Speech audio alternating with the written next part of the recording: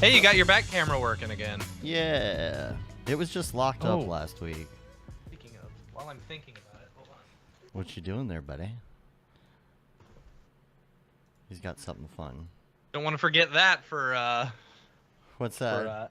NAB, the 3 cameras. Oh, I've got them just sitting over on the thing, and I don't want to forget them. Oh, I see. You were... Gotcha. Yeah. I put them in a place that I could remember them. Right, right. Well, it looks like we got people coming in. I'm going to go ahead and hit record on my deal. I am rolling as well. I think Chris recording hit it a while already, right? ago. Yeah. Okay, cool. Let me just share this post on Facebook. All right. Cool. Looks like we are good to go. We got peeps up in the thing. All right. Let's do a sync clap for the audio, which will be 1, 2, 1, 2, 3 clap. Here we go. 1, 2, 3. That's pretty good. Beautimus. You got it. Beautimus. Beautimus. All right. Good to go. Y'all feeling good? Everybody rolling? Everybody ready? Cool. Totally. Rolling and ready. Rolling and ready. Getting pumped. So many things happening these days. Right. You got to be excited. Switch to this page here. All right. Dave, did you see that TikTok that said, "Congratulations, everybody, we flattened the curve by Easter." By Easter, yeah. Oh, that's funny. Sorry, go ahead. All right, here we go. What's up and welcome to another Mograph Mocast. I'm Dave. And I'm Matt, and joining us today, C4D Master, Mr. Chris Schmidt. Hi, guys. Thanks for having me again. It's exciting as always. And Mograph is a supplement to our site, mograph.com, which is a motion graphics tutorial site with tutorials, plugins, podcasts, and other Mograph stuff. And on the show, we talk about everything ranging from motion graphics to Cinema 4D, After Effects, plugins, render engines, doing business, doing taxes, being a contractor, or working for the man. You can email us, info@mograph.com. Let us know what you think about the show. Questions, comments, concerns, queries, grievances, artist suggestions, show topic ideas. We're on Facebook, Twitter, Instagram, YouTube, TikTok. Hi, TikTok. And Mograph.com. Is TikTok running right now? TikTok is running right now. We're live. That's fun. They got the little paper there, and they can see my Dr. Pepper and only hear my side of the story, So it's great. It's going really well. Speaking of doing taxes, I hope everybody got their taxes done or is about to have them done because you got to submit them today. Today. I didn't know it was today. I'm glad I didn't know it was today, or I would have been doing it over the weekend. You would have hated today. Be like, this is going to be a short show because I got to finish my taxes. Yeah. No, I'm done. I had to put in for an extension. My tax guy was like, I'm ahead of it. I'm going to book early. And it was like a month out, and he still was booked until like a week after. Oh, man. So. Yeah, I get a little too nervous about like getting an audit or something for extending my taxes, apparently your chances go up. I don't know if that's true. Maybe it's just something they say so you don't file an extension, That could be true. I've also heard from like various tax people that the IRS is so backed up with everything that you have to do something real egregious to call their attention to you. Yeah. I'll tell you, a couple years ago I got a cashier's check for $10,000 that I owed them, and sent it to them, and they told me that they didn't get it. Oh. Yeah, and it was like, okay, well, that was a check from my bank to the IRS, so I don't know what to do about this. And they're like, just wait, 9 months or so. We're real backed up right now. Just see if it straightens itself up. Okay. Wow. Okay, you said it. I didn't. Yeah. So, I 1 year, so I was living in Texas, right? Doing freelance work in Texas and whatever. And, one of the companies I was working for, I never filled out a 1099, nothing. I thought it was all going to be like, hey, here's a little bit of money for doing some work that we did, right? Turns out they somehow got my information, sent it to the IRS. Well, during that time, I moved from Texas to Portland, right? And so when I did my taxes, I didn't put any of that information in, but I got audited or whatever the next year saying, hey, you didn't pay enough, in taxes, you owe us this much money. And I was like, oh, that sucks. And then Oregon, because I had moved there during that time, said, "Oh, you made this money while you were in Oregon. You owe us that much money too." So even though I didn't do the work in Oregon because I didn't claim it on my taxes, Oregon thought I did it there and ended up having to pay $700 in Oregon state tax for not working in Oregon. I was so mad about it. Wow. Yeah. I'm not sure whether I paid that or not. I hope I did. I hope you did. I'm pretty sure you would have gotten a letter by now. I might have, yeah. You passed the statute of limitations by now. I don't know. 7 years, right? I don't know. Yeah. It's been at least 7 years, yeah. So taxes and NAB, I hope everybody is also getting prepped to leave for NAB right now. Yes. To join the fun. We're going to talk about all things NAB today as well. We're going to get into that and what's going to be going on. But first, we should mention Camp Mograph. Yes, we absolutely should mention Camp Mograph because tickets officially go on sale on Wednesday, which is exciting. I am so excited for this. Tickets go on sale noon Eastern time. You can go to campmograph.com. You can't buy the tickets there. You need to buy them through our Eventbrite page. So make sure you don't go to campmograph.com at noon.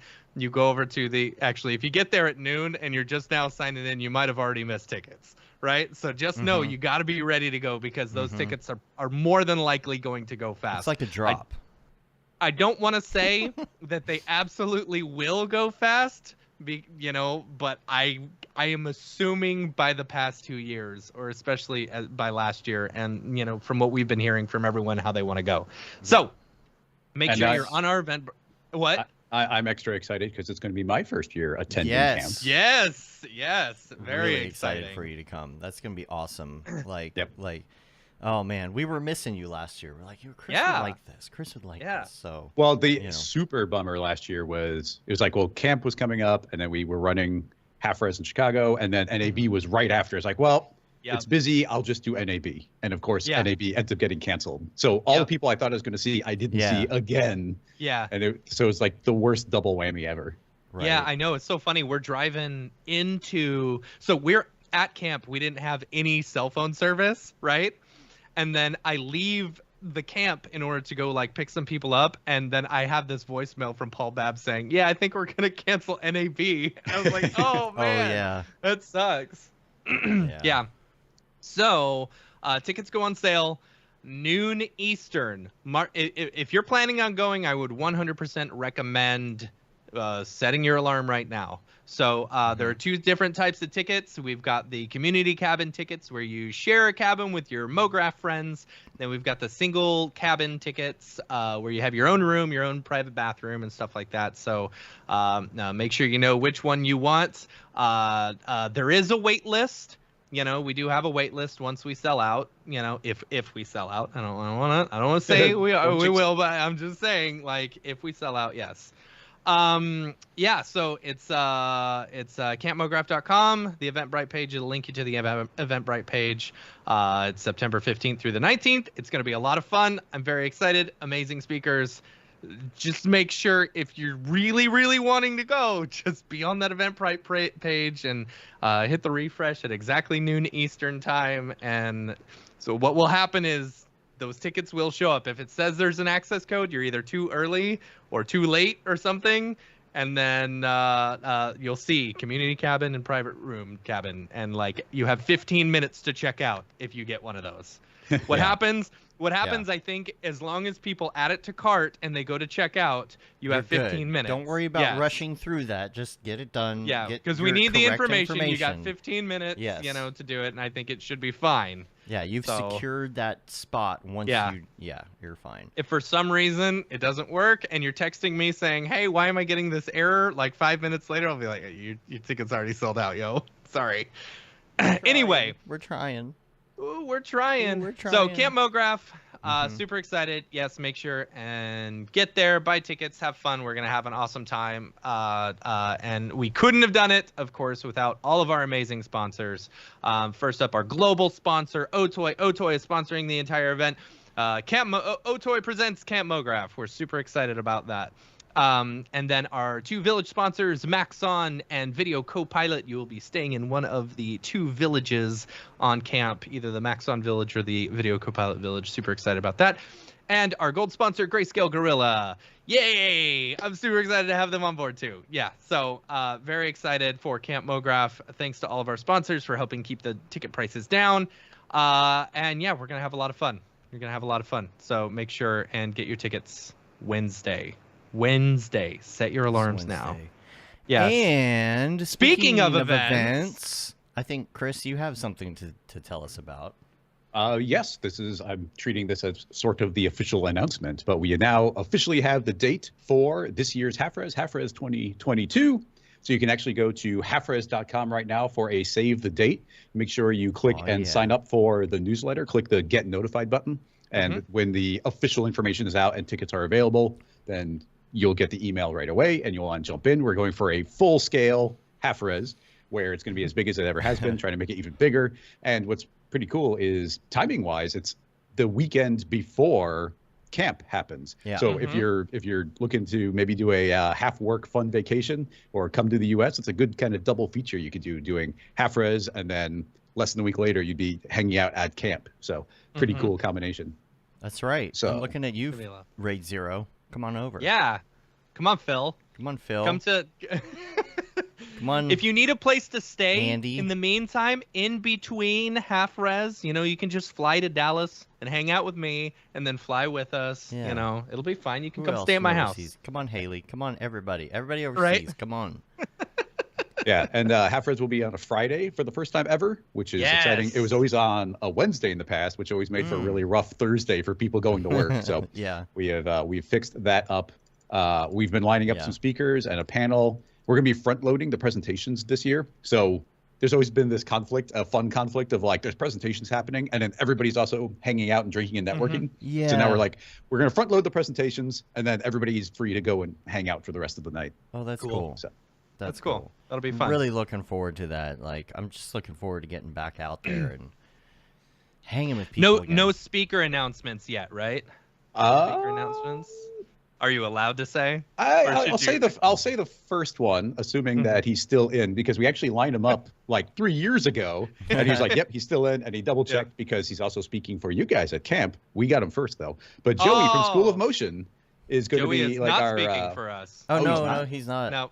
No, we asked him, but he said he had other obligations, which I guess might be. Yeah, it's us then. So we'll double check it, but yeah, that should be exciting. He'll be doing kind of the keynote State of the Union. That's awesome. That'll be fun. Yeah. Very cool. That's awesome, dude. Like, we're gonna definitely be there. We might only be there for the one day because we gotta get back and head to camp early to get set you have up. planning to do. But, But because we'll go you in. guys have made it out to like almost all of them. Yeah. Yeah. I've got let's see, HalfRez 5, 6, 7. I've got all those skateboards on my wall. Yeah. Nice. Oh, those are the super prize. Yeah, those are the super prize. I found a cube one year. Yeah, those are my favorite. I love the cubes. Yeah. You got some fun games and stuff planned like that? Yeah, we're trying to figure out exactly how it paces out because every year I do a new version of the pinball machine, which is just really fun. Which is it's Espresso in Cinema 4D. And then I made a big giant digital pinball machine. So it's all running on an Arduino board. So you can click the buttons and then Cinema 4D itself is playing the pinball machine. So I'll probably have a new version of that. We're trying to figure out how to do the cube races, which has always been really fun. But if we're kind of front loading presentations, we're probably gonna have to front load all of those as well. Yeah. But there's a lot of conversation of some, potentially new interactive type things. We got to figure out exactly how it goes down. Yeah. It's early in the planning process for a lot of that. So we'll see. Yeah. Cool. And then, of course, the cubes. The cubes are there every year. And for anybody who doesn't know, a thing that we started almost right in the beginning was we're always like, we need something fun for kind of like the introverts, the really quiet people in the group. So we started 3D printing up these cubes every year, and they started getting fancier and fancier. And then we started putting electronics in them, and we would hide them throughout the venue. And there wouldn't be too many. There'd be maybe 12, 20 at the most. And so people could go around and hunt for these things. And people started like running in to find them and like rushing around the entire venue to track them. So we started slowly hiding them throughout the night so that people had a chance the entire time of potentially finding one. The amount of I time like I that. have wasted at HalfRez going around looking for damn cubes. Matt's spending all his time like searching around the bathroom floor. Like, Right? what are you doing in there? I swear there's a cube behind this There's a toilet cube. here. I got to check again. Underneath They the might have placed it plunger. after I left 5 minutes ago.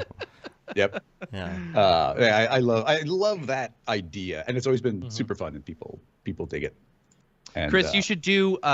So I was on TikTok the other day, and I saw them showing off different pinball machines at the Pinball Hall of Fame, which we will be going to.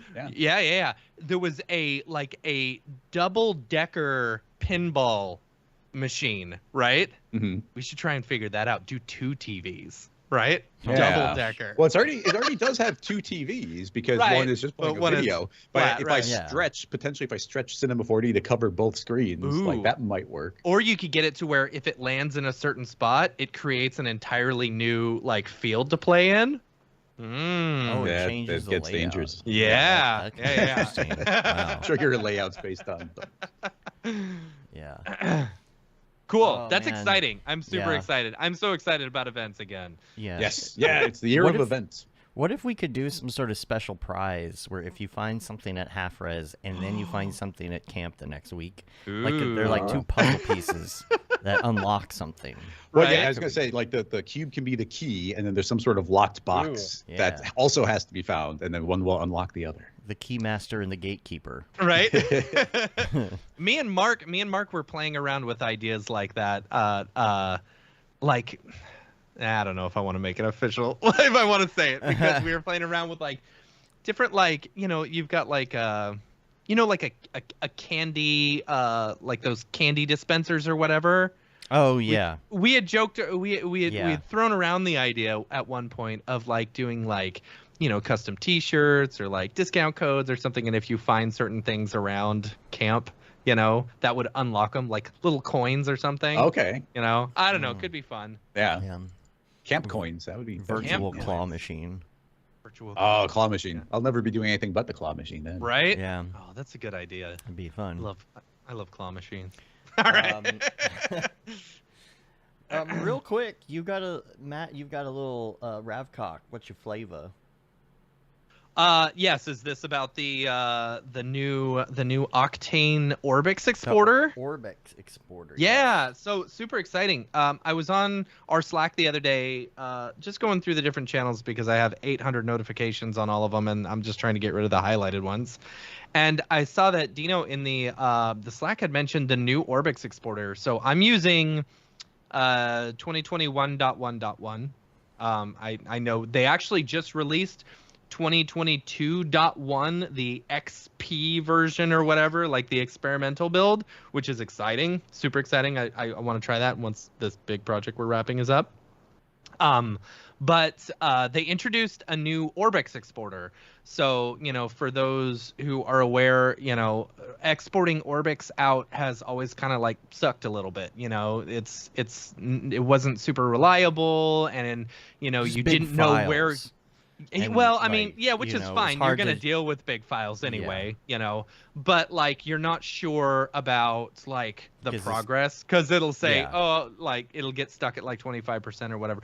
But this new orbix exporter, it's actually built into the Octane settings inside your render settings, which is cool. It's like right underneath the network rendering option.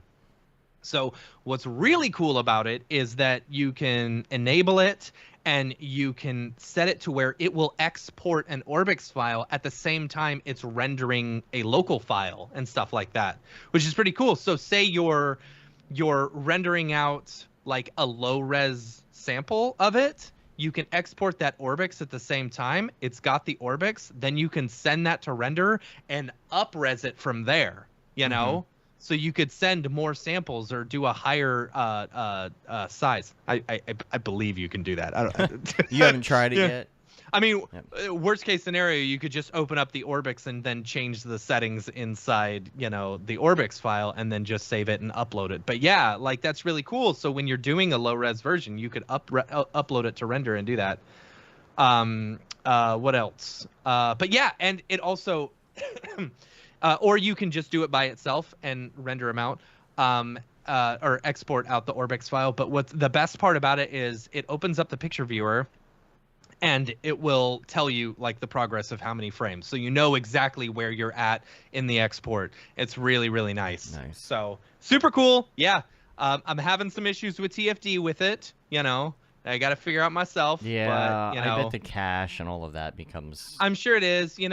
and Vernon in Discord was saying maybe I should try exporting to a VDB and figuring it out there, but I don't know if that will even work because it's exporting an Alembic file, but for some reason it's not seeing my on and off. But that could be because I'm also on an earlier version. Here's what you do. Octane, because I know there's a new version out. There is a command line thing that comes with TFD. Right, and it takes the BRD files or whatever they are. It converts them to a voxel format, which you can then bring in as that very light plugin. Where you can just load any sort of VDB. Yeah, VDB. I have thought about. I have thought about that, but it's like. So with this particular case, what's happening is things are moving around and I'm building a TFD sim in like a stationary place so that once the thing gets into the place, that TFD thing is already built and then it shows up, right? So it's like I basically got the TFD sim off until a certain point and then it shows up, and reveals or whatever. Yeah. But it's seeing it basically the whole time. And like I said, it could be because I'm using an older plugin or whatever. I bet if you Maybe did they the fixed VDB, I bet that would help you a lot as far as exporting to an orbix. The only thing that I can think is maybe I could keyframe like the emission to be like from 0 to 100, but I have like 6 different takes of it, so I would have to keyframe all of them. Ooh, it's getting real complicated when you. It is getting. It's a very complicated project. Yeah. Wow. So. Well, Chris has. It probably doesn't have to deal with the orbix stuff. He's doing the red shifts, but soon. Yeah. But true, soon. True. Soon. Yeah, I was thinking about it. I want to do Octane has changed so much. Since everyone has done their Octane tutorials and stuff like that, I'd love to do another Octane breakdown tutorial series or whatever. To Redshift or something, or I don't know, or like jumpstart, your way into Octane, or jumpstart your way into Redshift, or like any one of these. Octane I think it'd be really cool. Octane booster. Octane boost, right? Yeah.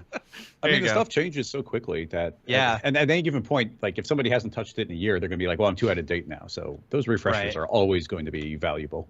Right. The problem is that making that video means it's got an expiration date of probably like 6 months or a year. So right. That's Absolutely. the tricky part too. Yeah. There was a time back in the day where you could make a tutorial and it was good for like 8 years. Right. Yeah.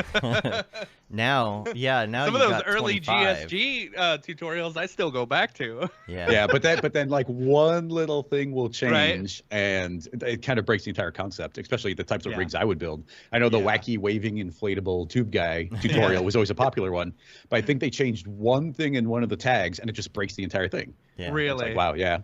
I made a wacky waving inflatable arm flailing tube man one time, but I used it was right when X Particles came out with their XP cloth, and it worked amazing. It was it worked really well. Yeah. I saw a question about Maxon and what they're going to be announcing as well. There's supposed to be an announcement on 420. 420. I didn't realize. Yeah. Paul April 20th. Yeah. Yeah. There's a lot. They did going say on. to keep an eye out. Yeah. There's something that Paul said that they're going to announce, and so Wednesday is going to be. They're buying Red Lobster. Yes. Shh, you're not supposed to tell anybody. Oh, about sorry. That. Oh no. Oh no, it's ruined. I broke my NDA. Yeah. But Wednesday we're waking up and like ticket sales. Yeah. And then I don't know if what time's the Maxon announcement? I have no idea. It's been all over the place. Eastern. Yeah, it's been all over the place sometimes. Oftentimes I've woken up and it's already up, but they're on California time. But then sometimes Germany would be like, oh no, we're announcing kind of the night before when it was their morning. So you don't know. Yeah. So just keep an eye out. That's all we can say, right? And then, Yeah.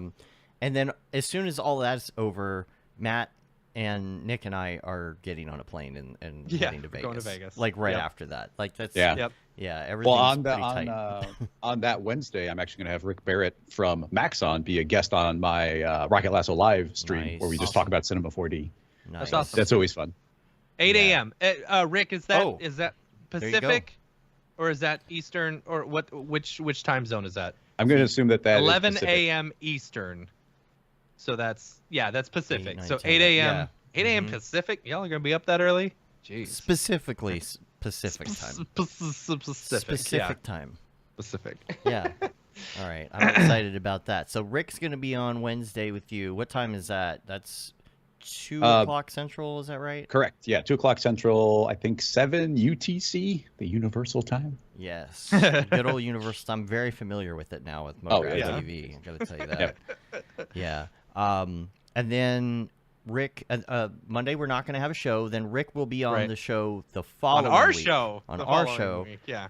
The following week. We're just passing Rick around. Yeah. You know. Yeah.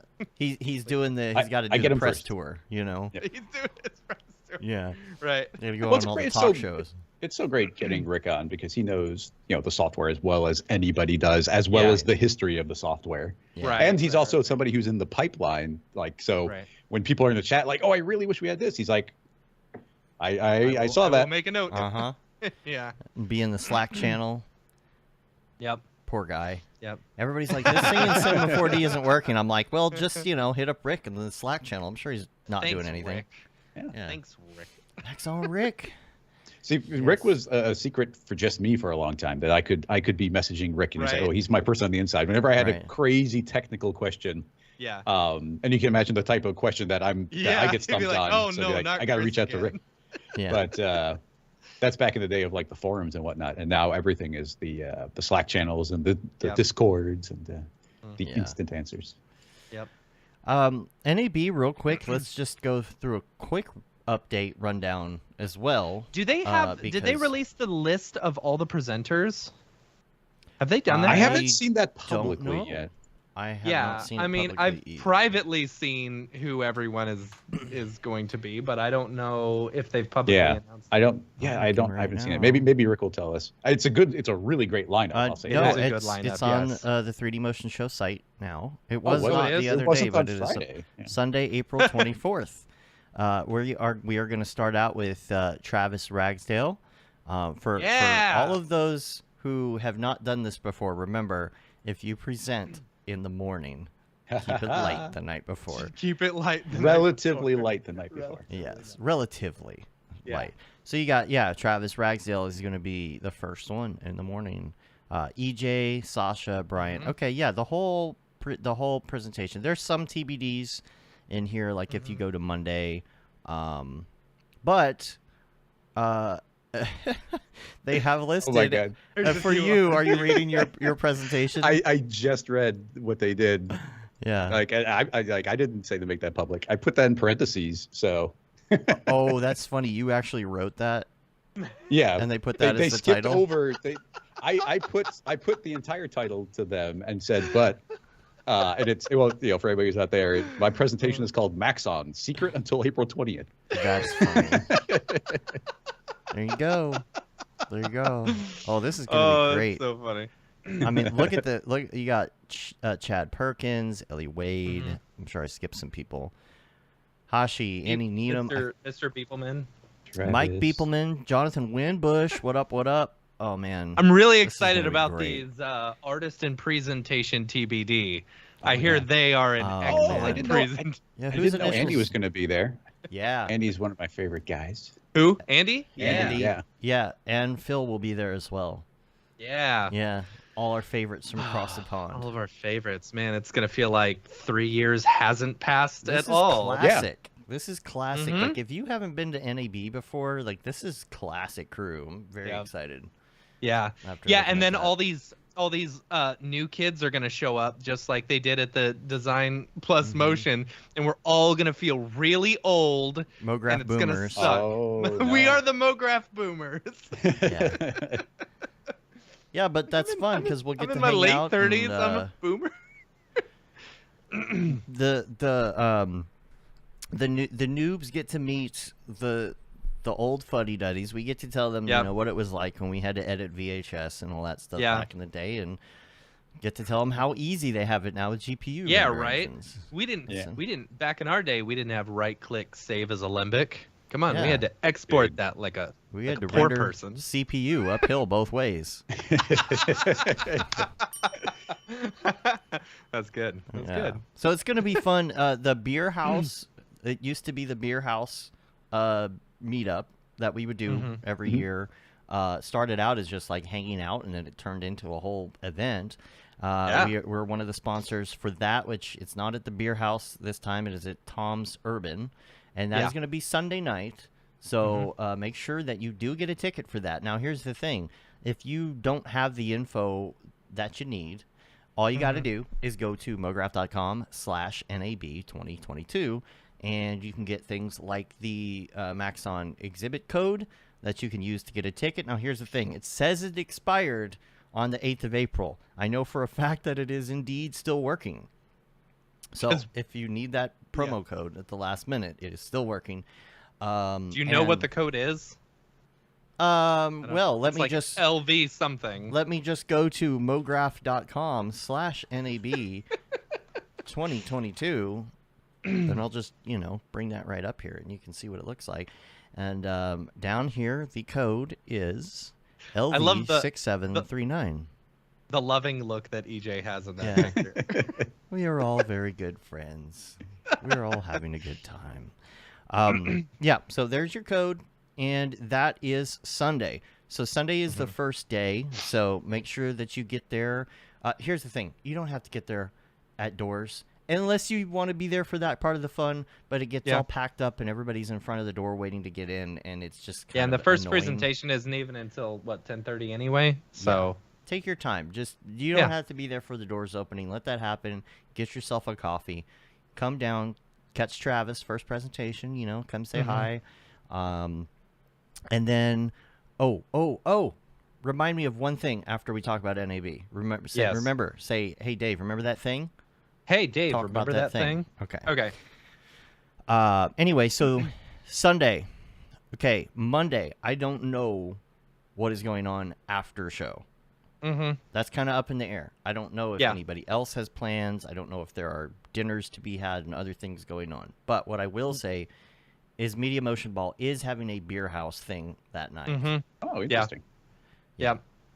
It's kind of switched That's around. a switch. When in doubt, also assume that we will just end up at Whiskey Down at some point. Almost Well, that's guaranteed. every night. Almost. Yeah, that's Yeah, every night.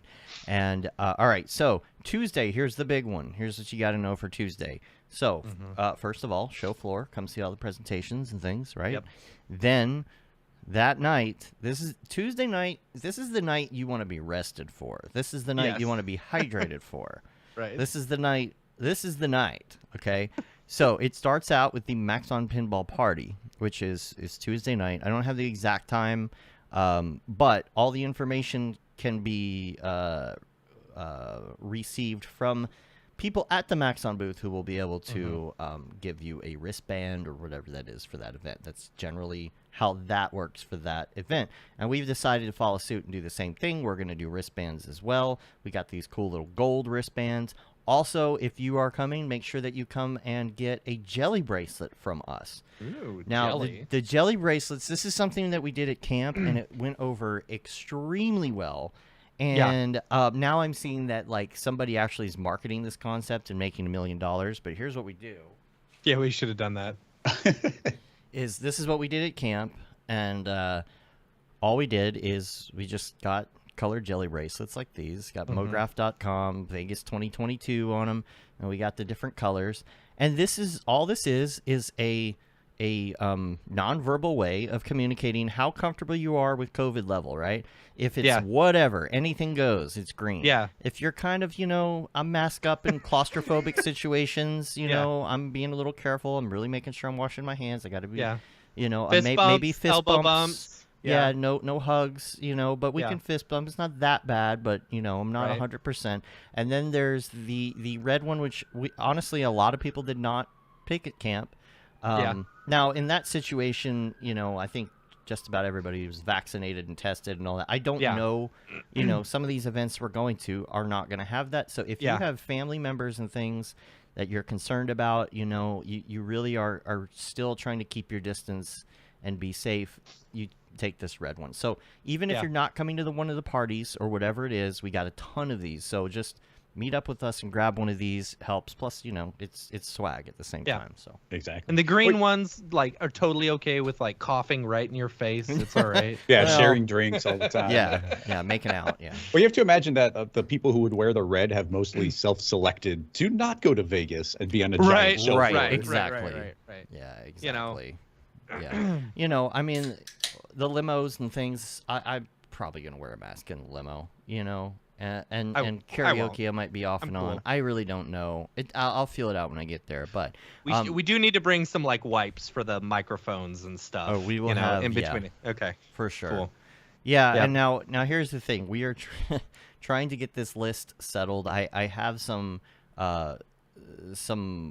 yellows marked on our list for this event that I have to verify, because right now we have a little bit of a backlog, a waiting list for the next event, which is the one you need the gold paper Mograph bracelets for. This is a VIP bracelet that you have to get from us. I have a list of the people who want a bracelet already, and it is already overflowing. So we may need to get more limos and more karaoke room, but we're monitoring the situation. Yes. So also from the parts of that year's NAB that I remember, that was one of the most fun parts. It was Tuesday. Halfway through that Chris, event you are that presenting at 10:30 the next morning, so don't party too Oh, hard. come on. We didn't learn our lesson. Oh, no, that's Maxon didn't learn their lesson. Oh, okay. Well, that's my second presentation. That might be more of a Rocket Lasso live situation where I'm just doing it, making it up as I go. That's funny. Cool. So we've also got oh yeah, we got shirts. We got some Mograph.com shirts, so come find me. Yeah. We'll have some on the show floor. Yeah, and we'll bring some of this stuff out to our party table or whatever we have at the event. Man. Okay, Tuesday. So the pinball party will be going on, and then at 10:15. Okay, this is very important. At 10:15, the limos arrive to go to the next event. Yep. You have to have that bracelet to get in to the limo and to get into the event. At 10:30 p.m., we will be leaving. Yes. The limos will be leaving. We have 4, maybe 5 or 6 now, stretch Homer limos, and we will be going down the strip because the Pinball Hall of Fame now is on the strip. So we're going to be continuing up and down the strip, and then we will be ending at 11-ish, 11-something, beginning, I don't know, 11:15. Parking lot of the Venetian. We'll go in the Venetian, and we have 2 VIP rooms, maybe 3. I don't know. Maybe 3. Where we'll be doing karaoke and things like that for the rest of the night. Now you are, you do need to find your way home. We do not have a shuttle taking you back to the hotel, but it is not far from the Venetian, anyways. It's not that big of a deal. I've make sure everybody knows that. I've made that 30-minute walk before. Oh, you mean the 30-minute walk that's actually a 2-hour walk? Right. I have wandered aimlessly through the streets of Vegas, and not a great state before. It's very confusing. That's a tradition. Yeah, right. This can be very confusing. Okay, so that's that. Now, Wednesday. I don't know what's going on Wednesday. I have no idea. Again, check the Slack. NAB in the Slack, and now we will move on. Hey, Dave, remember that thing? Yes. Ooh, thanks, because I forgot. I wanted to mention the Rococo suit. I was so focused on remembering the thing. The Rococo suit came. Yeah, it did. Yeah. Yay. Really excited about that. The second suit hasn't come yet. The second thing. Oh, the what suit? Rococo. Rococo.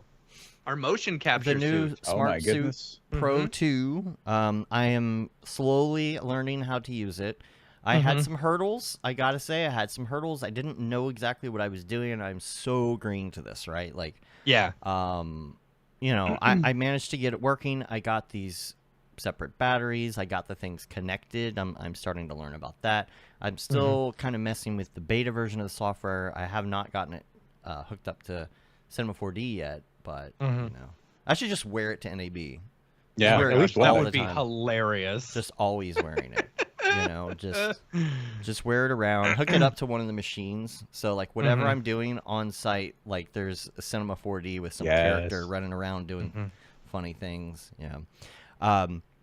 But yeah, I'm liking it. I'm trying to learn just enough to be able to do a couple things with it so that when Jags gets here, Jags is coming in May. He's going to have one. We're going to do a whole thing. I believe now that Sam from Rococo is actually going to join us in our little adventure in May and show us all the ins and outs. So we are going to learn how to do some really great motion capture. Yeah, we're going to do cinema a video on it, hopefully. Nice. Yeah. Jags, I was telling Jags he needs to do an unboxing video when he gets it tomorrow. For sure. Yeah, and the great thing too is that like mocap of plugging in wire. Yes, yeah, you'll just see me walking around, plugging in wires, just sitting at a keyboard, just hitting a button, a mouse button every 5 minutes, sweating. Yeah. Yep. So that's fun. Just look for updates on that. And now let's talk to Chris about what he's been up to, and maybe you can tell us a little bit more about things like scene nodes and stuff like that. I am very fresh to that. I have been very busy and haven't had time to dig into that kind of stuff. You know, I mean, I have Mograph TV on all the time, and you're on there many times throughout the week, and I gave you many hours of all the things. Yeah. And so what happens is I'll walk into the room, right? You know, you can see on Matt's screen there, he's got Mograph TV on, and walk in and I'll see you doing something crazy cool in some scene nodes, or, you know, you got capsules, you got a whole thing going. There's one in particular, I think, with Casey, you know, and you're getting super geeky with it. I'm like, oh, that's so cool. But I walked in the middle of this. I need to go check this out from scratch. And there's one day I opened Cinema when I had like a spare minute. And I opened up like scene nodes to like a blank screen, and I was like, I don't know what to do now. So I definitely need to watch something. So tell us, if you've never been like, if you haven't played with it at all, what would be a good primer to start? Do you have one particular video that's like a really good Kickstarter? Or know of somebody who has one? I don't know of a video like that. I should make one of those. One of the tricky bits is it's changing so much right now. Right. And I think that Maxon still, you know, the terminology changes, but they're still mostly considering it a like a tech preview or something that's in progress. Like you never know if something you make might get, you know, the nodes improve in the next version and maybe it breaks something. I mean, I made things like 3 versions ago in nodes, and I open it up, it's broken, but I only have to fix like 2 nodes that got like improvements, and then it starts working again. So you gotta keep that type of thing in mind. For anybody who hasn't opened up the scene nodes at all, you know, the basic way of thinking of it is like kind of super espresso, but you know, a lot of people are intimidated just by espresso, and scene nodes are all the more so because it has the ability of like generating objects from scratch, creating new objects, like creating complex setups where you are applying materials and objects and modifying UVs. And like, there's a lot of like baseline math and a lot of programming terms where you are dealing with point arrays that are fed into particular places that have to get combined with like, is that an open spline or a closed spline?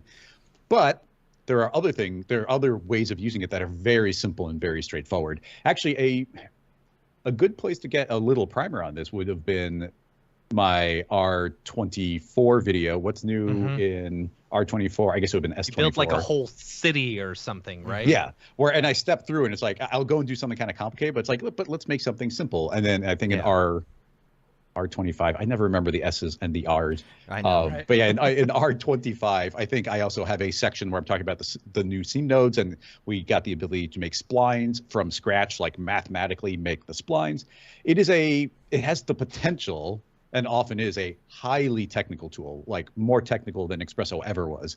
But if you limit the scope of what you're doing, you can do things that are way more powerful than Espresso ever did, and more simple than Espresso was. But you have to put yourself into this mindset of, I'm doing a very specific thing, where you're doing a sequence of, let's say I'm selecting a certain number of random, like here's what your capsule is doing. Actually, we should get into capsules, where in R25, they introduced an amazing ability, which is the capsules. And capsules are essentially when you take a node and drag it into the object manager. And you can make really fancy capsules that are way, way more complicated.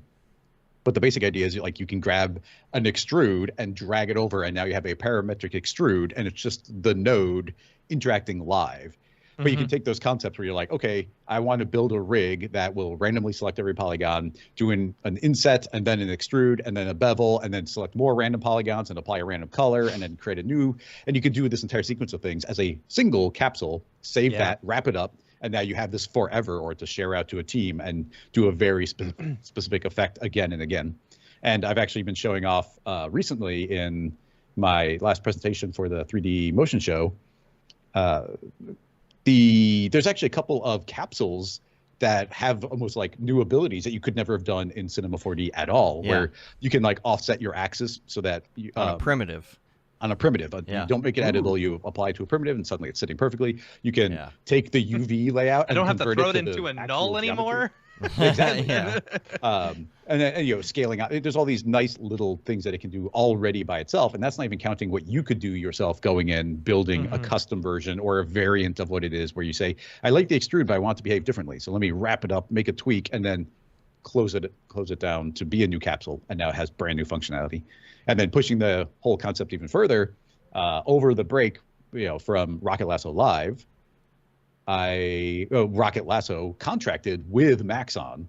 And so for a little bit more than 3 months, we were spending pretty much all of our time going really deep into the nodes. We were doing some consulting where we were really testing it, giving feedback. Here are things that we'd like to see. Here are things that we feel could be improved, and also discovered like way more of the power.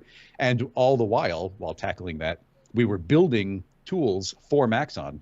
So right now, if you have R25, 2 of our tools are already in there. So we have the FUI grid and the FUI graph. And in my Maxon presentation for a 3D motion show, I walk through those tools, and I think they're actually really powerful. They're new spline primitives, and the graph tool is almost as powerful as like a Rocket Lasso tool that we would release as a plugin. But if you have R25, you already have it on your computer for free. Just open up your asset browser, search for FUI, just the 3 letters, and those 2 tools should pop up. There's a bunch of example scene files as well. So yeah, nothing is better for actually learning a process and even learning how to teach it and to give feedback than building something for real. So trying to make these real tools that are essentially production ready and give people new abilities they never had before was a really fun way of exploring and going deeper into the entire process. And are the nodes are a lot quicker, right? Because it's not relying on so much background processes and stuff, or it's using the is new that correct? Engine, right? It's specific using the Neutron or whatever. Right? Yeah, there's the new Neutron like background, like all of the new Neutron based background in Cinema 4D makes a lot of processes run way faster. But to get nitty gritty, the object manager is old. That's like the older tech in cinema. So by making a capsule and dragging it over, the object manager needed to be, the capsules need to behave in such a way where it almost pre-caches everything before it goes over there.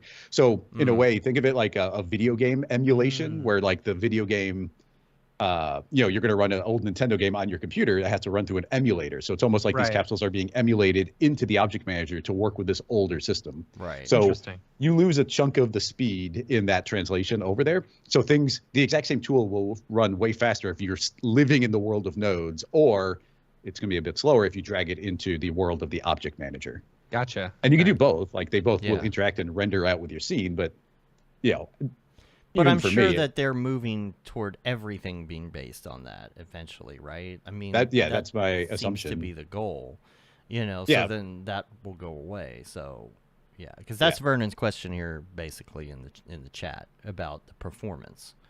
But are there performance improvements that you see, like in the viewport and stuff, when you're working directly with the scene nodes? Like, do you see viewport performance increase or anything? It depends on what you're doing. There are things that we could never do otherwise that are crazy fast. Even in the very first version of the scene nodes, when I think it might still been being called Neutron, the you could make so many clones and modify them all and change the geometry and have it all running like insanely fast directly through the nodes. That's not the type of thing I tend to build. I like making clean rigs that are really robust. And then it's really difficult to speak about, where things go in the future because, where, I'm on some of the beta stuff and whatnot. So, but agreed that eventually you would expect that some sort of that there's an older object manager right now. Presumably at some point there's going to be the one that works more natively with the nodes. That's not something I specifically know, but that'd be assumption that that I would have. Yeah. And obviously all of us are used to the workflow of you want to see all your objects lined up. You don't need to see all the guts of every tool all the time. So eventually making things into, wrapping it up and then dropping them into some sort of object manager would go a really long way to keeping a scene organized. And it also goes to, like I was saying, with nodes, there are nice, simple things that anybody could do. But if you're more artistically minded, there are, you don't want to know programming terms. You don't want to have to be dealing with concatenating arrays and getting kind of really mathematical with it. So the ability for a TD to build out that type of tool for a team, and now they don't ever have to think about that. Right. That's where you see the future of that type of thing going. I guess it goes to that I've had a worry for a long time because it's so easy. Right now, there's not a great distribution platform for this. But my example has always been, imagine that, okay, Maxon has the cube primitive. And I go, you know what? There's one thing I've always wanted to be able to do with a cube. So I'm going to take that cube, put it into a wrapper, add a couple abilities, add on 3 new parameters. That's now the Rocket Lasso cube. But then you guys go and make the Mograph cube. And then GSG makes the GSG cube. Primitive and suddenly sets. it's okay, there are too many cubes. What are we even doing here? So I do worry about a world where there'd be a lot of, well, how do I say this? Maxon, these are things you don't think about too much, but Maxon has always done a really good job of taking very technical things. When you think about the math going on behind the tools, they have done an excellent job of translating these things on a very basic level into artistically friendly tools. Right. And that's an art form of being able to take these crazy technical things and pare it down to a reasonable number of parameters that are named in a clean way, are organized in a clean way, and that have a unified language in the entire piece of software. And it's so easy and you see this often when people make scripts or something where they're not thinking along those lines, and you'll see here's 30 different settings. It's but I don't know, this one says scale, and then that one says enlarge, and then this one says, and you don't know what those do. So trying to build things in the Maxon design language is a challenge by itself as well, which is definitely something I was trying to do with all of our plugins, but also making those capsules for Maxon. Yeah, I still don't understand the difference between orientation and rotation when you've got a 3D layer in After Effects. Been in After Effects my whole life. I still don't understand the difference between the two. Yep. When am I supposed to use which? I think it has to do with which way is up. It's like changing your pivot point, basically, I think. I just know that I use it when the other one doesn't work. Right. How many tools are like that? I know it's A or B. Was it A? No, it must be B. Exactly. Are there similar tools in the nodes that similar to Expresso? Because what I find myself doing in Expresso a lot is reaching for a math node anytime I want to do something, like an add, subtract, division. I feel like I can do everything with that node. Are there nodes that are similar to that? Oh, totally. I mean, it goes down to the nodes. There's different levels of nodes everywhere. So you've got the high. Well, so far we don't have that many super high level nodes that are really mature. A lot of what was built are these medium level nodes or really low level nodes, being you're getting down to the base mathematical functions and concepts of okay, you're constructing a polygon object via raw points and determining the direction and the flow and the normals and everything. Very baseline stuff where it's almost every primitive in cinema you can make right now through nodes purely mathematically. So the base level stuff is all there. And it goes to Expresso tended to be simplified high level things. And you could do some math, but it was really pared down where here you're able to get into like the most fundamental levels of what cinema can produce, and that's where it could get intimidating. Yeah. And then I think when we get into a very organized place and you start getting these higher level nodes, then that's where the average artist will be like, oh, I'm comfortable moving into nodes. It's the type of thing I hear a lot about, like where Houdini tends to live, of like you can do these very big top level nodes where it's like, oh, you're applying dynamics to a system, or you're now applying these different sims, and you're thinking of it at a very high level. You can go deep if you need to, and that's where we are inevitably headed. But right now it's more of the ground level stuff. Okay.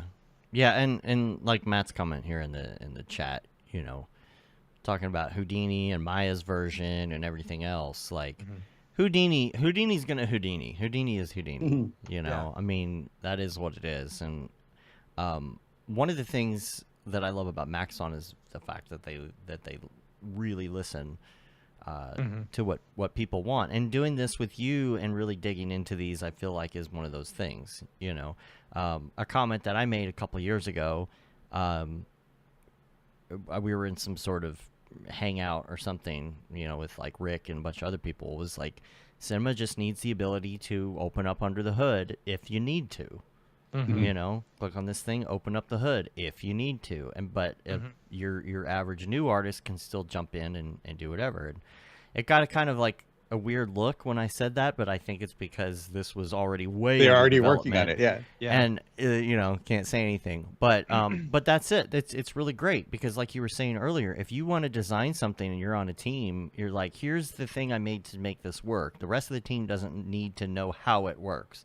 It's just, here's your thing. Absolutely. I mean, it goes to like, we don't know, like coding wise, like how many artists know how the different spear types are made. Right. Like there's all math behind the scenes that's making that happen. Right. Look at that render. I bet he didn't even program it machine language. Exactly. I mean, I have had to get over that as a hurdle, but something I'll say, keeping it really like abstract here, but like getting to communicate with some of the Maxon development team, something that was like really cool. And these are things I already knew, but something that was really cool was they were really excited for feedback. They were like, oh, okay, like these are things we need to hear. We'd like, they're like, how do we make things like even better? And having a company that's really open to feedback instead of being like, no, that wasn't the plan. That's not what we're doing. It was the opposite. Right. And so they're probably so just robust. excited to not get. They're probably just really excited to not see crash reports. Feedback from the crash reports. It's great to it's great that they can make it so robust and then come back to the artist and say, okay, now that this is so robust, how do you want to use it? But even their first pass on things is typically really impressive. Where I think back to Fields, and Fields for me was like one of the greatest additions, like on a technical level. Just taking the concept of the effector and decoupling what it does and where it does it as a base concept was huge. It opened up so much power. It's one of those order of magnitude type of things. And their first version came out and it was like pretty dang robust. And the next version comes out and it's like, oh, you could now put masks and folders, and they clean some things up. But once they got all the feedback from artists, like not much had to change, because they got, they were 90% of the final, like on the first pass. So and I love those things. Tell us about your plugins too, because since the last time we talked, I think you've come out with 2 since then. Yeah, it could be. What are the 2 latest? Sure. I don't remember what order. The 2 latest, which came out in rapid. We had 3 plugins come out in pretty rapid succession. So we had Ricochet come out, and I love Ricochet. These are all spline tools to simplify. So Ricochet will essentially, you're shooting like a laser beam, and it's going to bounce off of objects. But where it gets really fun is you put it inside of an object, and then you let it bounce around inside. And it's incredibly fast, and it's just opened up a lot of opportunities. I'm actually kind of shocked when I'm doing the live stream how often it's like, oh, Ricochet is the best way to solve this problem. So I really enjoy that one. And then Slicer came out, which is another spline tool that you can cut models like on any orientation. And there's been some other tools along those lines. Some of them have kind of gotten they're not being developed any further, but I think our tool goes way further and there's way more power in it. And then we have Mesh to Spline, which is another, like, it's a nice, I don't know how to put it. I tend to make tools that are a little bit more technical. They're not just a flashy artistic thing. They're going to be like a tool that's really creating new functionality for you. And Mesh to Spline allows you to convert any model into a spline, but via a lot of different methods of like, is it part of the viewing angle? Is it just the outline? Is it just the interior? Cool. Is it a bunch of little tiny segments, or is it a continuous spline? We've even got some concepts for the 2.0 version of it with like all these different algorithms. Question: for ways of traveling through. Like, so that brings up an interesting point, because you're talking about, you know, if it's just the outline. I wonder if you could do something similar to where, like, is it just still, or can you do animated as well? Because if you could do animated and it's outlining it, you could use that as like a stroke effect for like a 2D thing. Oh, totally. No, it's designed for that, and yeah, you can totally animate. Nice. If you check out the demo reel for the mesh to spline, and you'll see like all these crazy setups that I did, and things like the outline go a long way. Essentially, one of the best things about mesh to spline, if you haven't watched it, you should check it out, is a lot of the third-party renderers don't have any kind of sketch and tune. They don't have a tune style. Mm-hmm. This enables you to make your own in any renderer, because you'll convert it to a spline, and then everything has the ability to render a spline, and they're going to tend to render pretty quickly. Yeah. So you'll see in the reel on it that I can create outlines and then layer something up, so it's like we're barely seeing these outlines of this object, and here's pushing the lines.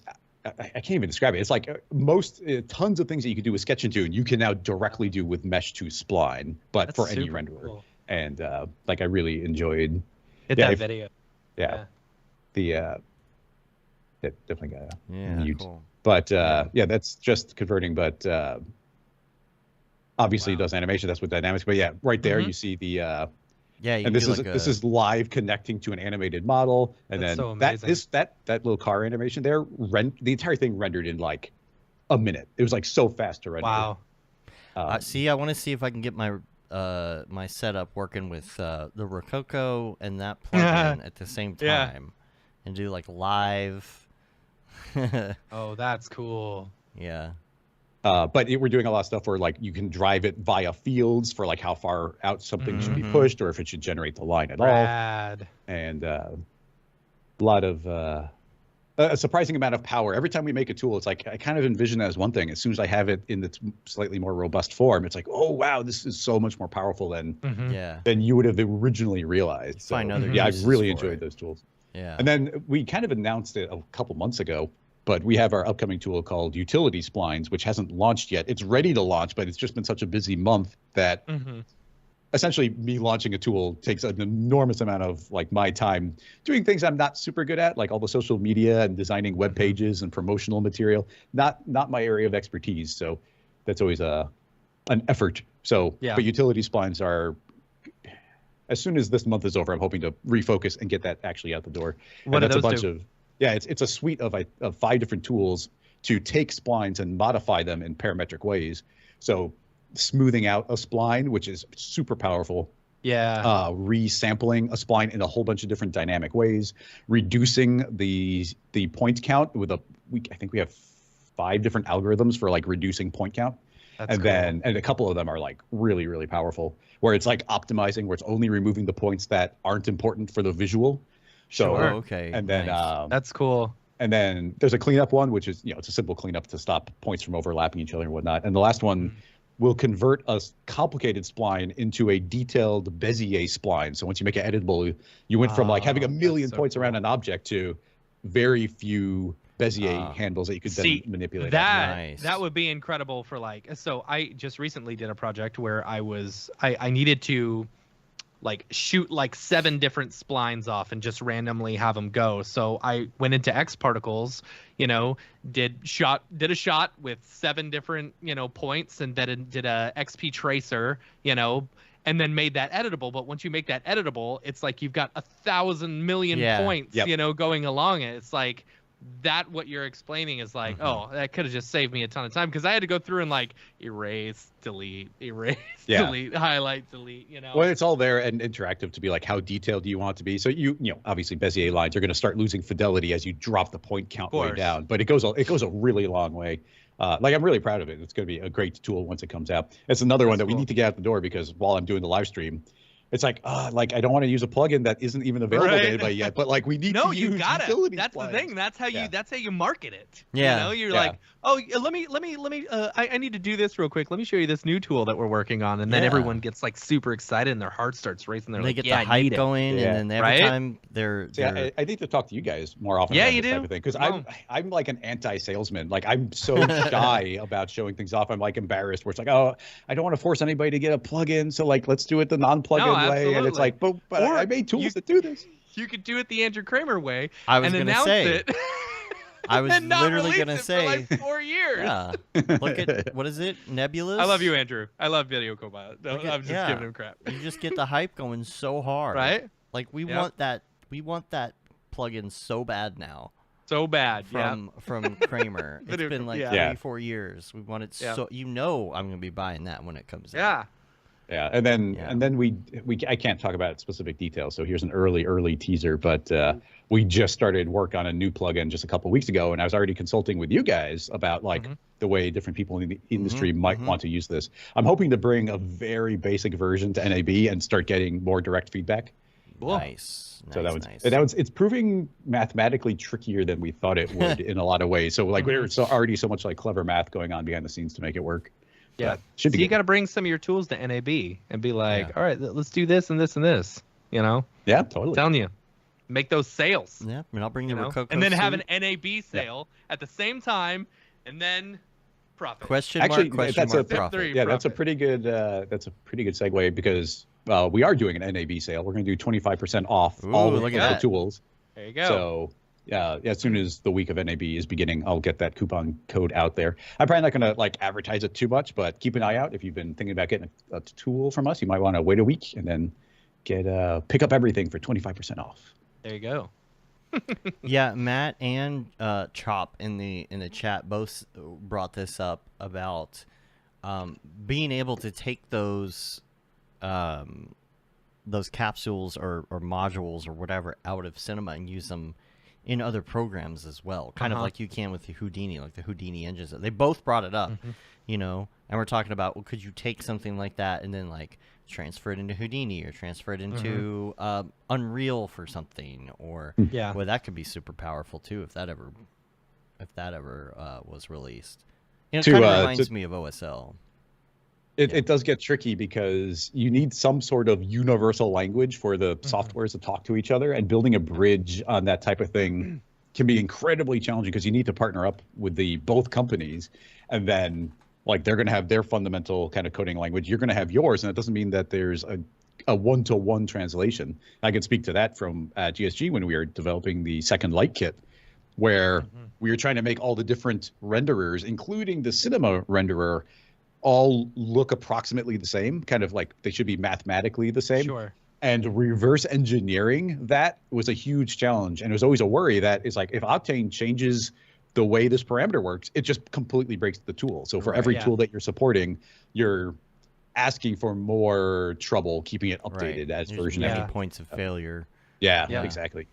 Yeah. And it also goes to, there's not a lot of, that's a very specialized tool. Like, how many people are going to make an advanced rig in Cinema 4D and then want to move over into Houdini and have that same advanced rig have translated? So at that point, you're like, I'm doing something really difficult, something that's going to break often. And how many people does this actually appeal to? Because like, just you take how many people are doing Houdini and Cinema, like you've cut your market way down. How many people are doing very technical things in both of those pieces of software? So it's like, okay, I've now made a tool for 2, maybe 3 people. Right. So there's not a lot of motivation to make that. It could be something that, you know, you bring into Unreal for some reason or something. Right. You know, they're talking about doing their like live plugin and all of that. I don't know. That just it just seems like it could be similar to the like Houdini OSL. engine. It's similar to what the Houdini engine does, where in Houdini you can like create, you know, a plugin and set parameters to actually, you know, translate over and bring it into Cinema, and you still have access to those parameters. Yeah. That would be very cool for like Unreal Engine or something like that, to where you could create these capsules, you know, and then export it out to Unreal Engine and then have it driven. I mean, even being able to adjust those parameters, you know, in like an actual game setting or something like that would be very cool. You know know, or I don't know. Houdini, if you had like something that was already made that could come in, you could change a setting, like number of clones, or you know. Yeah. Yeah. It could be interesting. It does. It does get tricky. I'll say I think probably the number one request that I've gotten that's kind of left field is like, hey, what if Rocket Lasso made a plugin that translates the materials from one renderer to another? And it's like, you have no idea how much work that would be. Yeah. And there'd be a lot of people who would be happy, but man, like that would be several people's full-time job just keeping all of that in sync. Because I mean, as soon as one person has a shader that somebody else doesn't have, like how do you sync those up again? Yeah. You almost need like a universal shader or something. You know? Yeah. So you got all these plugins and you're working on new ones, and you got all these ideas. Like, how do you manage that? How do you work on that? How do you manage your a team, and like what are the moving pieces to Rocket Lasso? I'm assuming your brothers are still working for you. Yes, they're in the other room over there coding away. So yeah, that's the easy thing. It is right now a family business of me and my two brothers. Both of them do full-time code. That's what they do.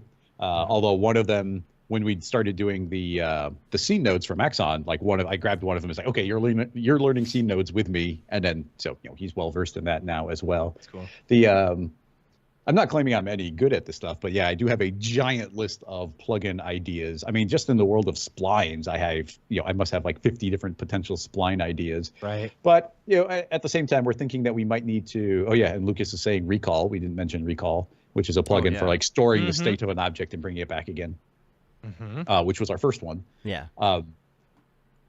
Something that we have been thinking over here is that we need to make some tools that are a little bit more universally appealing. Because spline tools are cool and powerful, but they do get very specific to their use cases.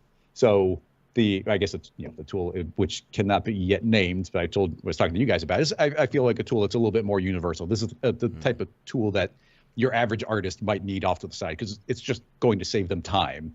Yeah. Like typically my tools are like, oh, I've created this new ability. You can suddenly ricochet a spline all over a model. It's like, oh, that's cool, that's new.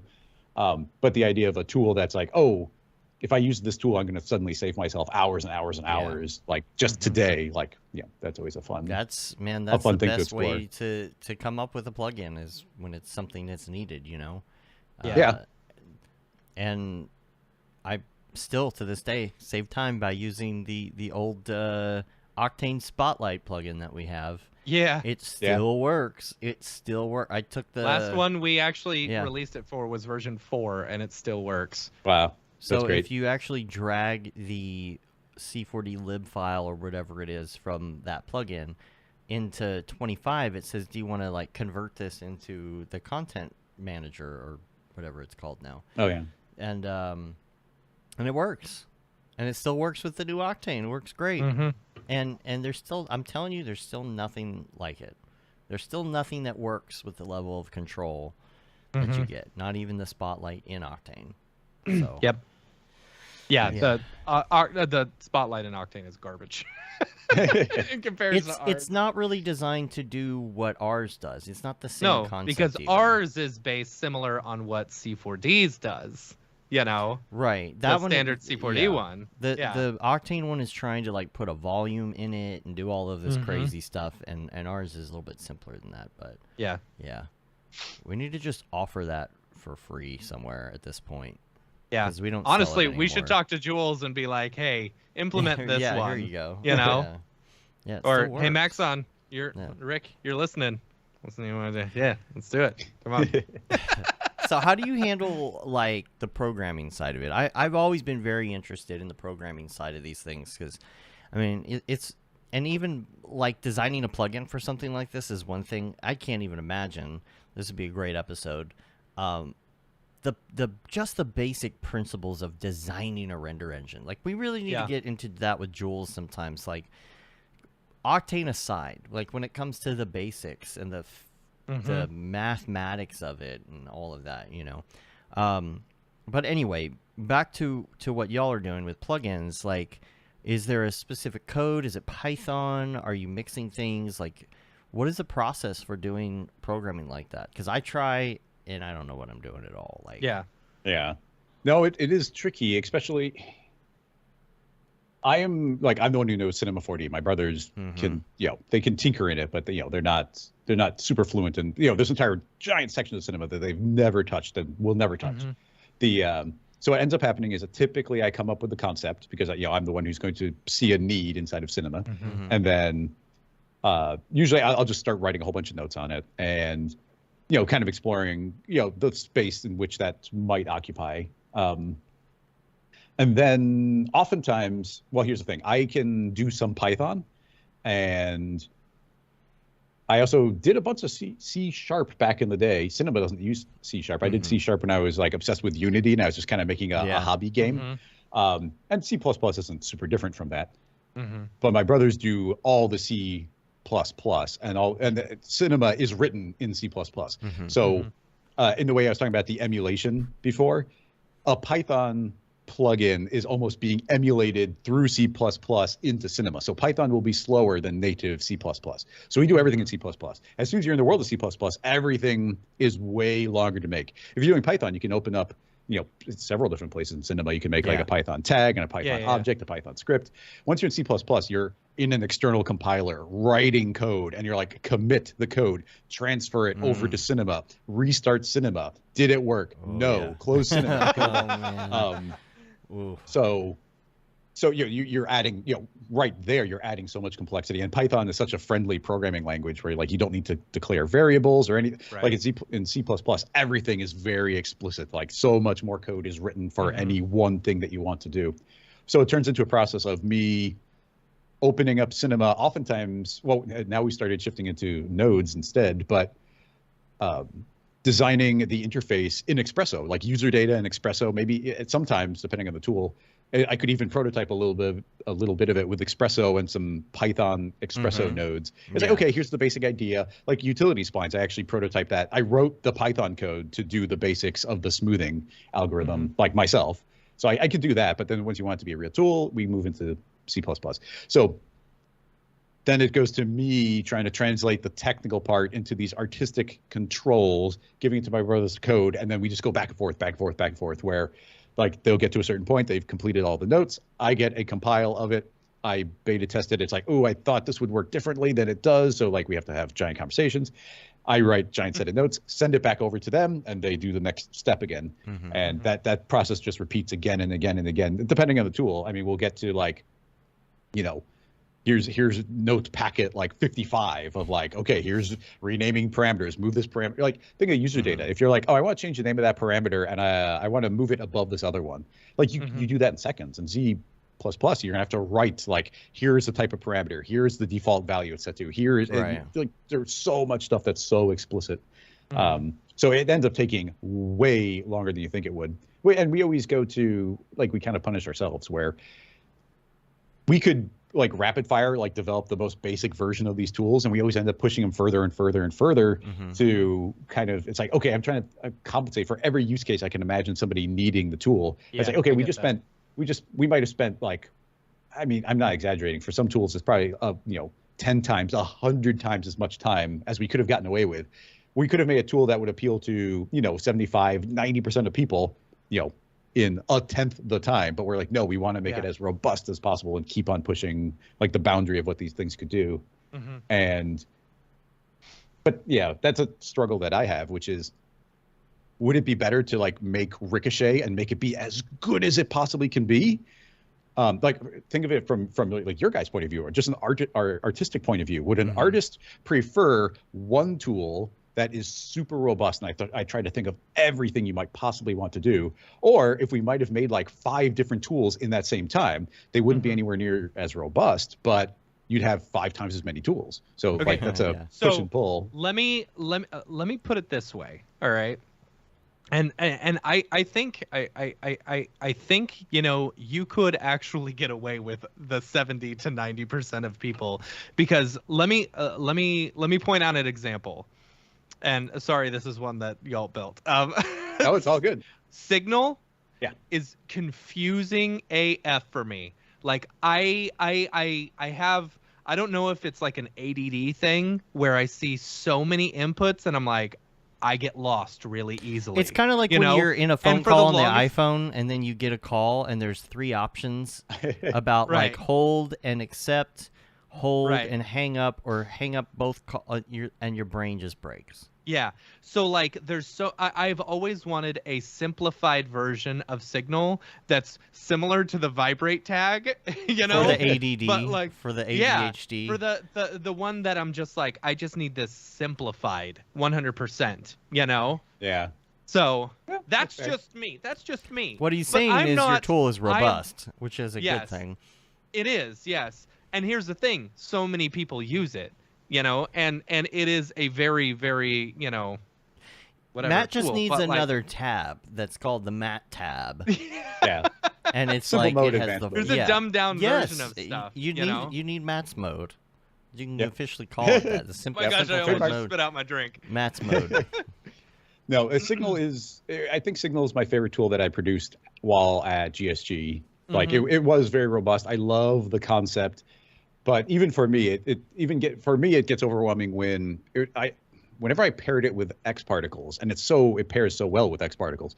But it would get to the point where you have it on an emitter, and you have one signal tag that's driving the speed, and one signal tag that's driving how many are being produced, and a different signal tag that's driving. And once you start getting like 5 signal tags all chained together, and then I was obsessed with the concept of driving a signal tag with a signal tag.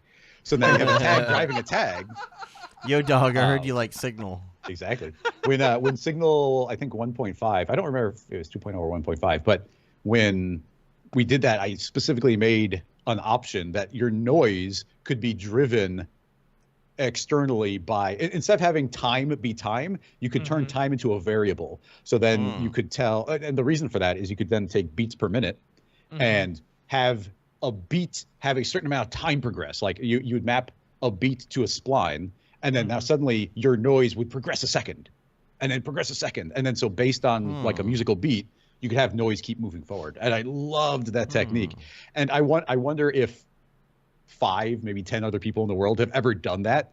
And for me, it was like the most important thing ever in the tool, but how many other people did it? Right. Like, I don't know. Right. Yeah. Right. I've got a concept for a Signal-esque thing. But we've got so many other ideas. I don't know where that one might fit. All I need, like, I literally just need the vibrate tag to have a repeat option, because that's my favorite thing about Signal. You know, I love Signal was that like it will actually loop. You know, and you can loop the same thing over and over again. That's something that the vibrate tag doesn't have, and I wish it did. If it did, I'd just use the vibrate tag all the time. That's true. You know, I mean, if Rick is still listening, it'd be trivial for them to make that noise loopable. Yeah, trivial. Yeah. You hear that? Yeah, a little C++. You know, no big deal. Right? Yeah. Well, here I'll say this: with the graph tool, the graph capsule that Lasso just released through Maxon. Like that also has a bunch of looping noises in it, and I love the concept here. It's a mathematical thing. I thought of it independently, but this has existed as a mathematical concept forever. I thought it was really clever when I came up with it, but I was sure somebody else did. But just imagine your normal, like you drop a standard Perlin noise on a 2D plane. So you've got your field of noise. Okay. So it's like, okay, you've got that noise, and the way you would, essentially Signal would work is you'd want a line traveling through that noise in a straight line. It's like, oh, the noise is progressing. And I'll keep it with the graph spline. In the graph spline, it's like, oh, it's going to be moving forward. So you're constantly moving forward through this field of noise. So it's like, okay, I want a looping noise. How do you make a looping noise? You travel in a circle on that plane, and you get back to where you began. Okay. You've now got looping noise. All right, yeah, that makes sense. Okay. That's the entire concept of like in graph, to make a looping noise was just to travel in a circle and get back to where you started. That makes sense. Huh. That's an See, you're too smart for me. That. You're too smart for me. Yeah. Well, like I said, it's a concept that's all over the place. I'm sure tons and tons of tools have used that type of thing. Yeah. But I love it. Man, anything else you're working on? That's a lot.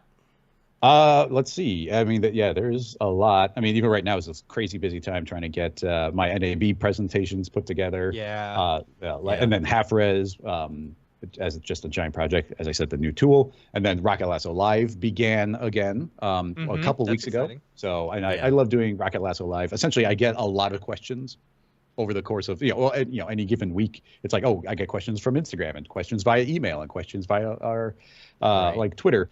And if I was doing that, I'd be doing full-time tech support for Maxon essentially. So instead, it's like, oh, I'll do a live stream for 2 hours. Anybody can come in and ask a question. I never know what the question's going to be. We'll try and make it live. Sometimes it's something we're trying to make something kind of cool and artistic. Sometimes we're answering a technical problem.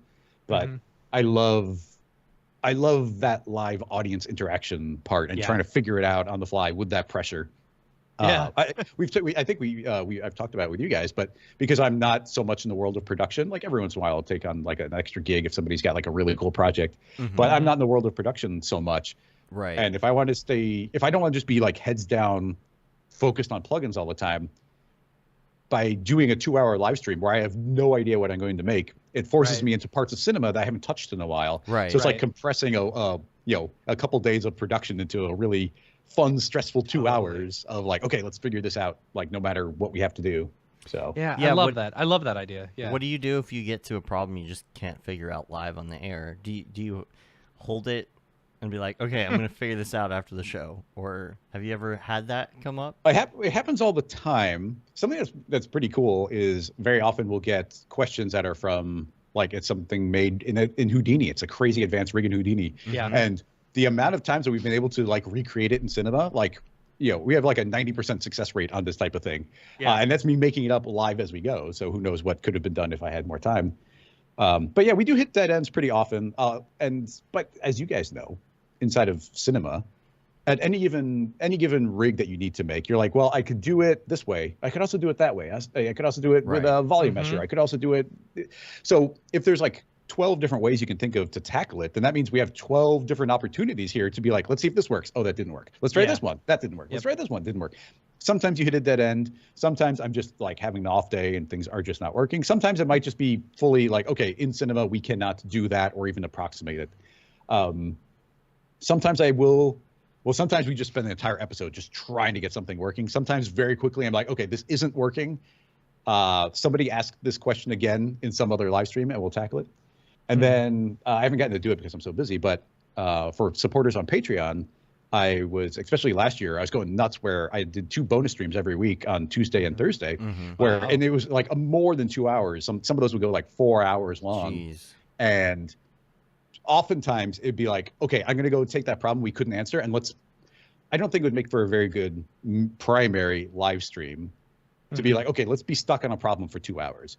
But on a bonus live stream with people who are supporting Rocket Lasso because they really like the stuff that I do, like they're going to be more inclined to be like, okay, let's figure this out. And we're going to learn new other things along the way. So oftentimes I've gone deeper. And then often when that happens, it's because I thought the problem was really intriguing. And a lot of tutorials would come from that. So like the ferrofluid tutorial is an example of like, okay, I've got a different idea of how this could work. Let me go deeper and figure it out. And then the vacuum forming, like so many hours were spent behind the scenes to like get that technique working really well to like be able to vacuum form any object in cinema. And because it was a common question, it would come up over and over again in live streams. And it was always kind of the same answer until one day it's like, wait a minute, I have a different thought on it. And that's why I love, this is now season 4 of Rocket Lasso Live. And then there was 3-4 seasons of Ask GSG back in the day, and I would do a vast majority of those episodes. This is a lot of years of live streams, and I'd say 1 in 3 questions that I get these days is essentially the same as another question I've gotten at some point, and I'll almost always tackle it unless I'm like, oh, I have a tutorial. Here's that tutorial. Unless it's that, I am very enthusiastic about trying it again. Let's do this again and try it in a different way. Let's see if things have changed. Let's see if I can come up with a new idea. The chat often will come up with a new idea. And or maybe cinema now has the ability to do something that we couldn't do before, like the wacky waving inflatable tube man. Like there's new ways of doing that now that there wouldn't have been in the past. So it's always fun to go and retackle something and get that out there.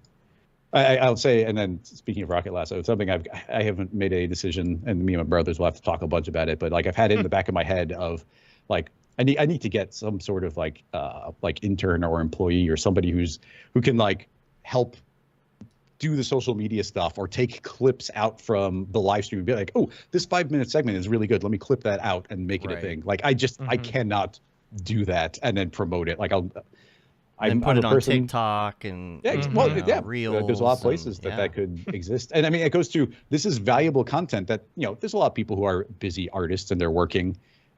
They don't have time to watch a 2-hour live stream. And there's going to be a whole bunch of gold nuggets in there, I think, as far as like, oh, there's a cool tip. Here's a trick. Here's something advanced I didn't know about.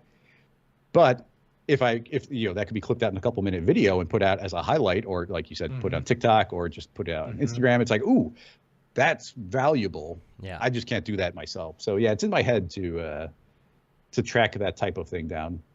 Yeah, we started doing that stuff too, because there's definitely, I mean, there are people that listen to every episode, but there are definitely people that like, they're not going to listen to 3+ hours every week or whatever we end up going on, but they'll look and say, oh, so-and-so's going to be on the show. Chris Schmidt's going to be on the show. I'm going to listen to that one. Yeah. Right. But yeah, you've got to sit there and listen to the whole thing. And we're a particular niche, and we have, good audience listenership on iTunes, but there are so many people and it's like they don't have a commute. They're, maybe not necessarily, they can't sit and listen to a show because of work situation or whatever. And yeah, those little 1-minute nugs are going to be great.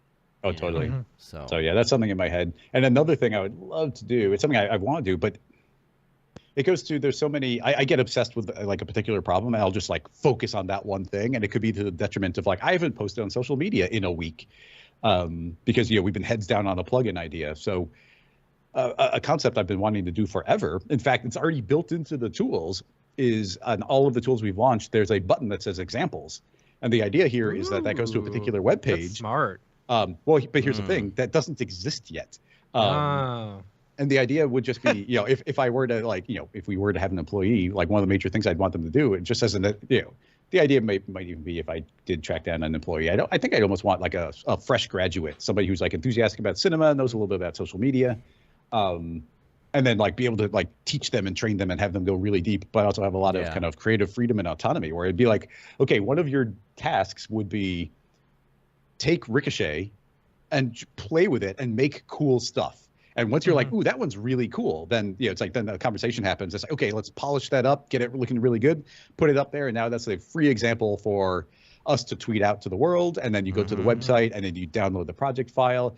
Even though I thought it was like, oh, there'll be the nice, like third-party renderer version, maybe like Redshift is being used, and it's like, it's really pretty. And then there's a stripped-down version of like, what's the bare bones version of the rig, so I can take that idea and implement it in my own way. Right. Like I would love to do that, both myself and have somebody else help. But because it's a secondary thing, like at any given point, I feel like there's a better use of my time of like actively working on a different plugin or it gets super tricky. So that's something you need to delegate to somebody for sure. Like that would be, you could, because there's so much you can pull. Think of how many hours, how many months worth of content you have. Like that's a hundreds job. And hundreds and hundreds of hours of Cinema 4D content just for my live streams. And then make and then the other thing I need to do, minute version. The other thing I need to do is start making some tutorials again. But I gotta start. It's almost like we were just talking about the 90% of people. It's like how many, when I make these crazy advanced tutorials and these really advanced rigs, and it's like a giant 2-hour tutorial. Like how valuable is that to how many people? Like it'd probably be better to be like, hey, here's a simpler concept that we can talk about in 20 minutes. And now, am I now helping 10 times as many people with that shorter thing? But to myself, I'm always trying to like one up and make something even better. And like, oh, that last tutorial did this. This one needs to be even better. So that's I'm with you on that. Tutorials are hard. Plus, I feel like I don't know. I feel like there's a certain point in your career where you don't have to always go back to tutorials. Correct. Like I had a point in my After Effects career where every time Andrew Kramer would release one, I would watch it, of course, and then I would know exactly what the next step he was going to do was going to be, Well, and it's a point where you can like start skipping through. It was like at that point I felt like I knew After Effects really well, and then there's a point in which you learn C4D where it's like, okay, how do I do this again, and you start to develop these tutorials that you can always go back to, Your library. like this internal library, your content library. Absolutely. And it's like, okay, I know how to do just about everything, and if not, I remember the tutorial that I need to reference. That's where I'm at. And it gets weird because I spend almost all my time in cinema. I do some Photoshop, some After Effects if need be. But around the time I started Rocket Lasso, I started kind of refusing to watch anybody else's tutorial because there's so many people making really good stuff that if I'm out there and I watch somebody's tutorial, it like now invalidates me ever making something like that. Even in my head, I think it's fine for people who have overlapping content. But if I watch an EJ tutorial and he makes googly eyes, like I will now never make a googly eye tutorial. Right. It's almost like if I don't even know he made that, then maybe I'll make my version and it'll be different and people can learn different techniques. So it is a weird world where I actively avoid most other content like that's in the area of interest that is biggest for me. I've done that before where but if I know somebody has made something similar, I'm okay with making it as long as I haven't watched it. That's the same reason that I don't listen to a lot of motion graphics podcasts. I don't want it to influence what we're doing. Just want to do our thing. And most of the motion graphics podcasts have fallen off over the years. Yeah, I don't know how many more there are. Yeah, but there can be only one. Yeah, you guys have toughed it out all the way through. Still going strong.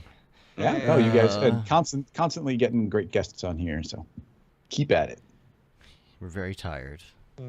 Hey, but we get next week off, Yeah, we do. Yeah. Sorta. Yeah. I guess, well, you We're guys... only going to be working. Yeah. But we won't have a show. We won't have a show next week. Yeah.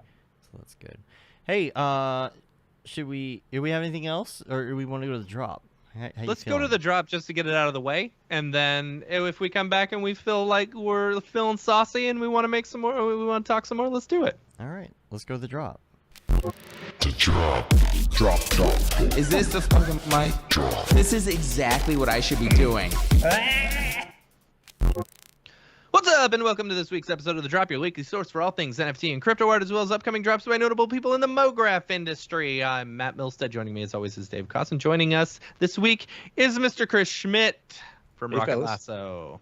Thanks for having me. Yeah, let's get into this week's drops, because this is a Mograph-filled drop week. Yes, it is. Like Should all of our be like that. It should. All of our friends and all the great artists in Mograph are dropping this week, which is awesome. So super, super excited about this week. I was really excited. Like literally every day is one of our friends who is dropping. So that's the way it should be. Let's make our friends richer, right? Anyway, starting off on the 19th, Nifty Gateway, Gavin Shapiro's doing a drop. Super excited. I love myself some Gavin Shapiro. I saw an Instagram story preview of this thing. Yep. Yeah. So that will be tomorrow, Get your penguin on. That'll be good. So super excited. I love myself some Gavin Shapiro. For those who are new, go back and listen to our Gavin Shapiro episode. It was just a few episodes ago. Great guy. Next one is Kaneda.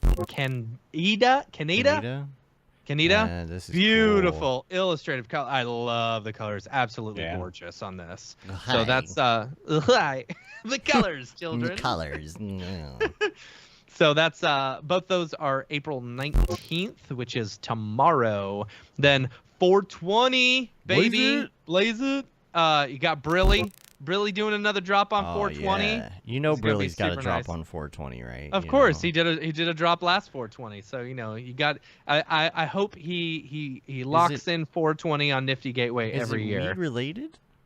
I mean, yeah. Look, you get kind of like the little hairs and stuff right there. I wouldn't be smoking that. I don't know. I wouldn't know. I don't know what it looks like. I'm too young to do it. Yeah, I'm pretty sure it doesn't have moving noodly appendages. But it doesn't give you tryptophobia or whatever it's called. Yeah, it definitely gives me tryptophobia. Yeah.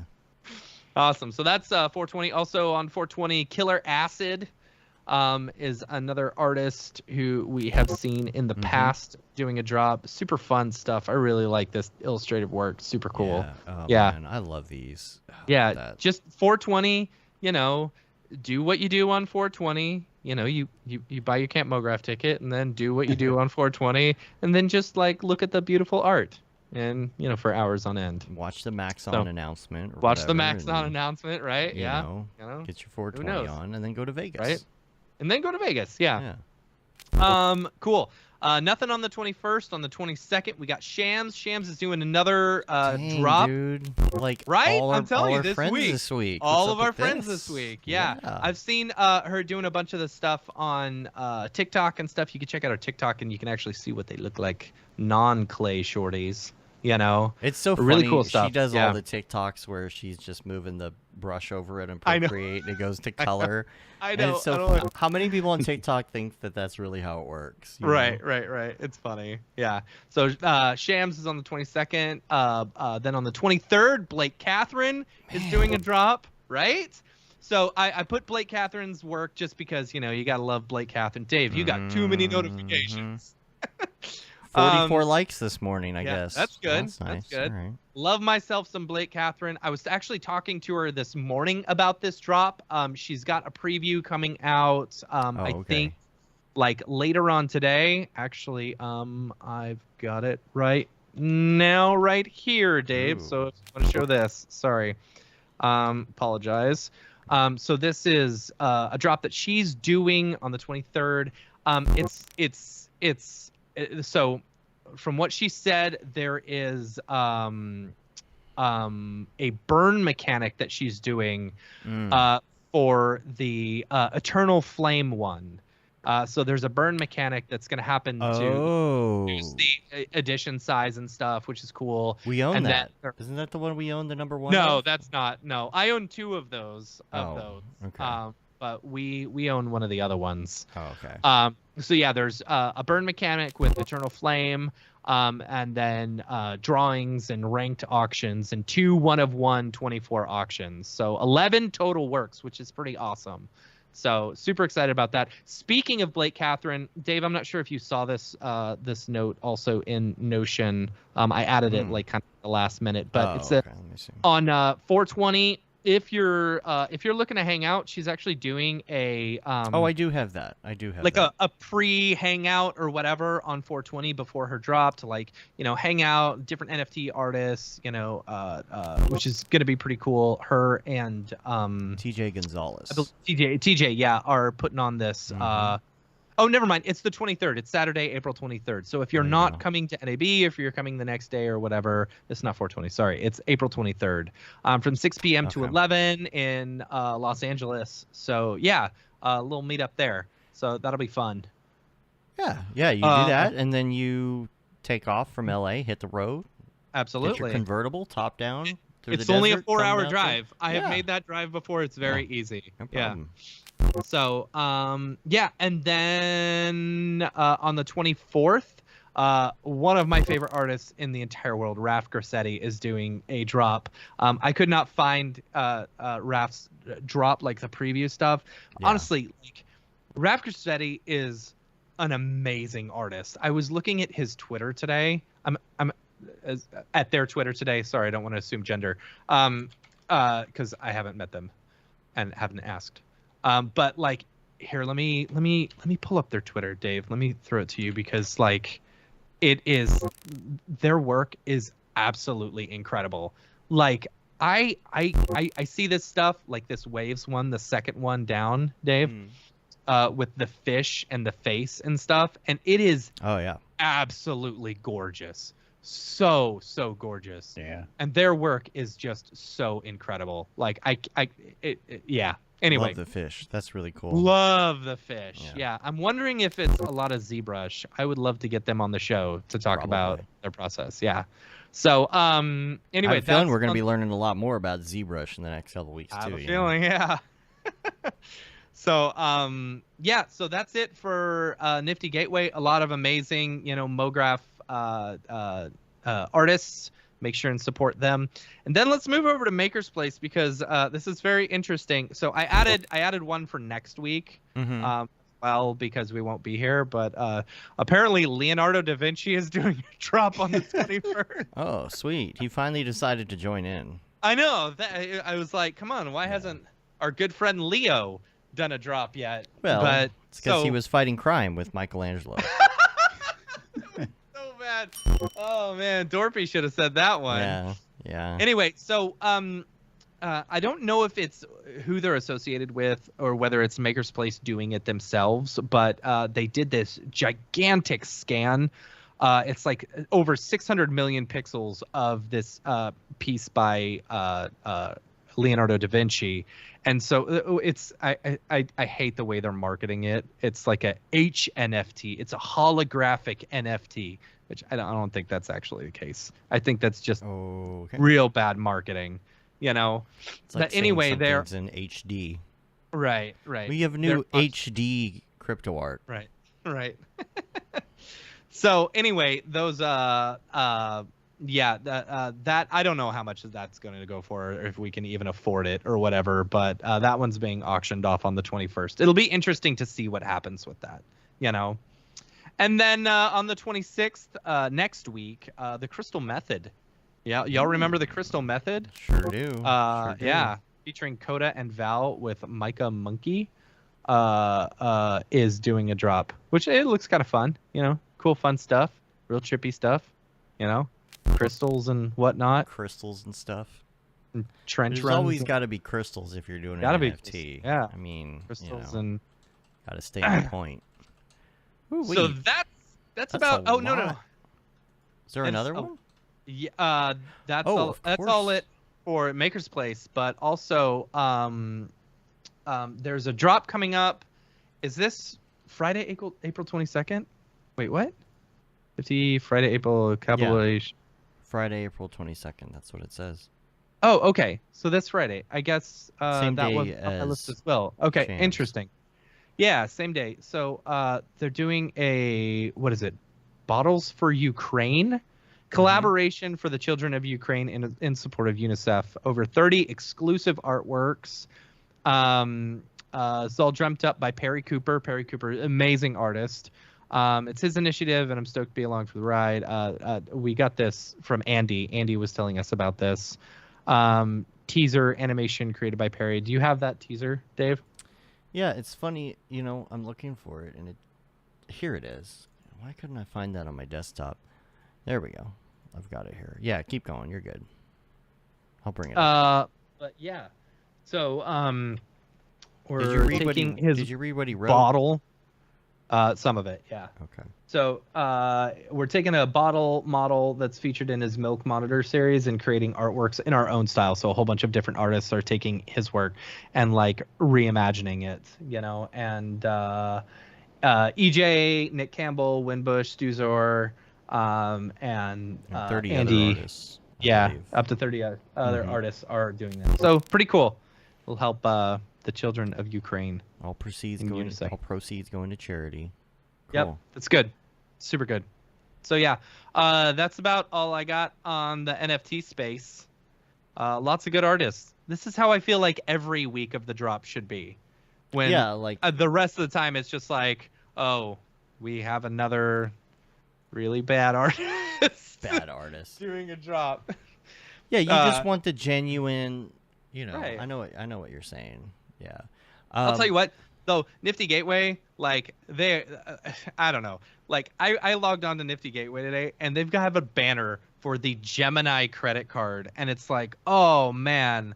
Like, Nifty Gateway, I used to feel like Nifty Gateway was, like, the place for, like, artists to, like, make lots of money, you know, and be like, oh, let's get our NFTs out there, and we're all artist-friendly and stuff like that. And now it's like, oh, corporations have come in and taken over. You know, it's the number one thing that like I just hate about this space. It's like, don't let the corporations come in and take advantage of all the artists and make money off of them, you know? Right. Because what's the difference between, you know, corporations coming in and taking advantage of artists in the NFT space versus corporations coming in and taking advantage of artists in the regular non-NFT in the contract space. The NFT space should be for artists only. And maybe that's me gatekeeping or whatever, but I feel like the NFT space should be, you know, like support your artists within this space. Right. I hear you. End rant. Hashtag. End rant. Yeah. Yeah. Mograph Nug right there. Right. No.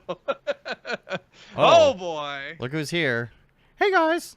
How's it going? What's up, man? I was excited to hear Rocket Lasso was going to be on the show because I'm kind of into space stuff. And then I found out it's not about space stuff.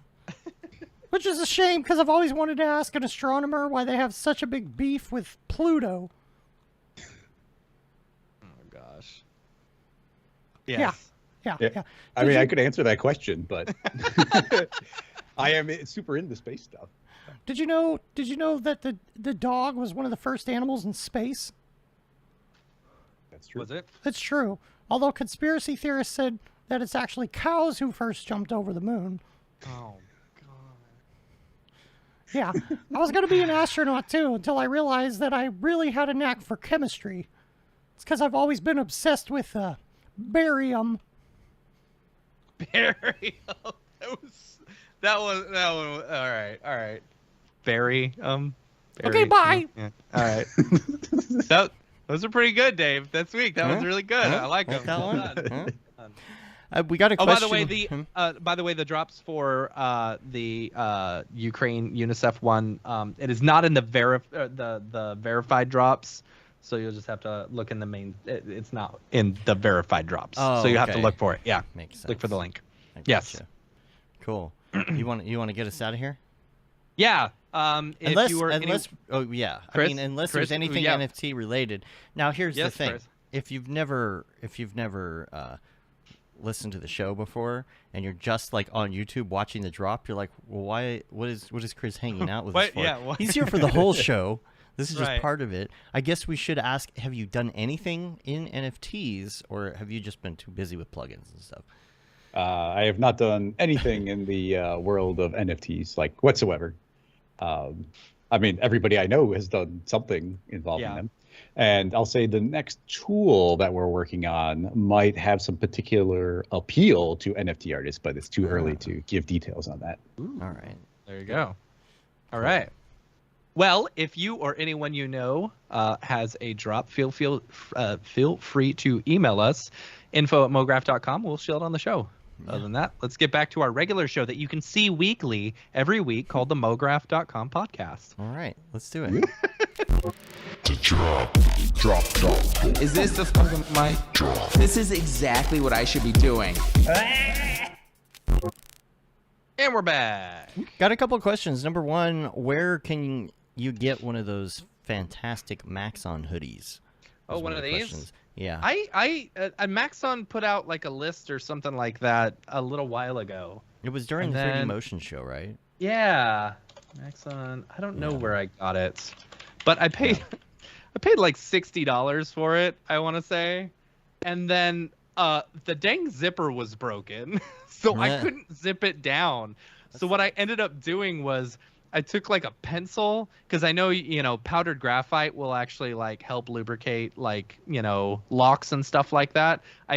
I've always owned Jeeps, you know, and if you ever leave your top down and it rains inside your Jeep, it will lock up your key to where you can't turn it, you know? So you have to get powdered graphite and stick it in there and just like spray the powdered graphite and it'll lubricate the key. So I was like, oh, I'll take a pencil and I'll just like shave off a bunch of the graphite into there, right? And that didn't work. So then I took like a Dove like soap bar and like rubbed it all over the stuff, and I finally got it. Look, works like a charm now. You know. There you go. Yeah. I was waiting for it to lock up on you. I know. Right. But I still get, you know, it's a comfortable hoodie. I don't know where, if Rick's still on, maybe he can tell us where to get it.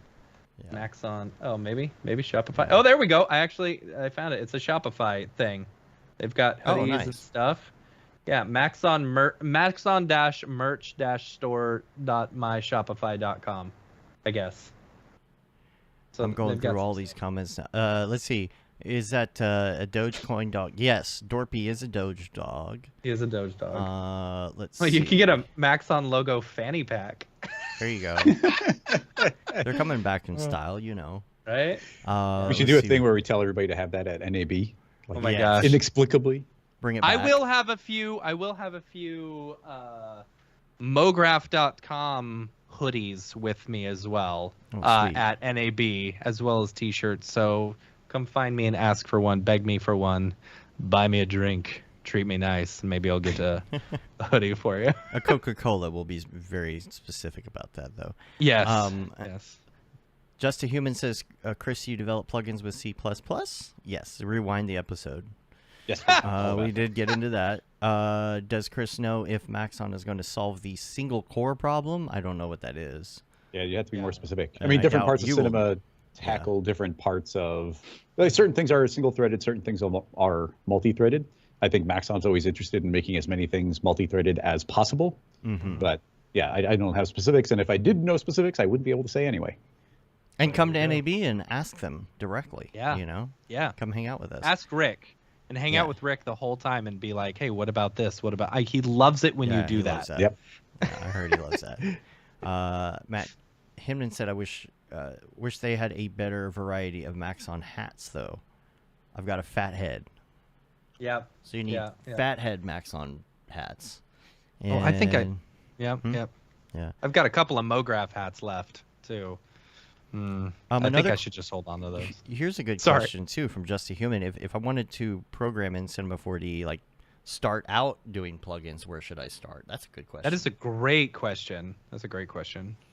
Yeah, it's a tricky thing from my point of view, but both, back at GSG and with Rocket Lasso is there's not much. First of all, it's going to be a small market. Making a tutorial would be a very small market of people who would be wanting to get into that because you need to do coding one way or the other. And then you also have you're appealing to very few people with a tutorial. And on top of that, it's almost like you just would be directly creating competition for yourself of like other people making tools. So it's like, why would I'm not extra motivated to tell everybody exactly how to do coding. But the other problem with that, even if that wasn't an issue, and I mean, I've never let that be too much of a motivation, but even just think of something as simple as Espresso.